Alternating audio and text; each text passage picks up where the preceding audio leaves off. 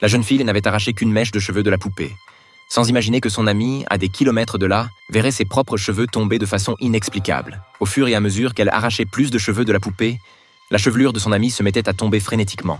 Et lorsque la dernière mèche fut arrachée, son amie s'était complètement métamorphosée en une femme chauve. Pourtant, la vengeance de la jeune fille ne s'arrêta pas là. Elle prit une pince à épiler et arracha les ongles des pieds de la poupée. L'instant d'après, son amie ressentit la même douleur atroce. Mais cela ne suffisait toujours pas à assouvir sa colère. D'un geste brusque, elle tordit le bras de la poupée. Accompagnée des hurlements déchirants de son amie, elle finit par faire pivoter la tête de la poupée à 360 degrés. Son amie fut ainsi tordue comme une tresse de pain et jetée comme un déchet sur la chaussée. Pourtant, face à cette fille terrifiante, le directeur de l'entreprise ne montra aucune crainte. Il profita même de son état d'ébriété pour la harceler, avant de la jeter hors de sa voiture et de s'éloigner avec indifférence. Folle de rage, Eva maudit cet homme, souhaitant sa mort imminente. À cet instant précis, une mystérieuse boîte sembla répondre à son appel. Une porte s'ouvrit lentement, révélant une voiture miniature identique à celle du directeur. Un chien curieux se précipita dessus, mordant et déchirant la petite voiture. Bientôt, le directeur constata avec effroi que des fissures apparaissaient sur les vitres de sa voiture. Avant même qu'il puisse réagir, son véhicule commença à trembler violemment. Sous les assauts de plus en plus féroces du chien, le directeur fut instantanément tué par des griffes invisibles. Au même moment,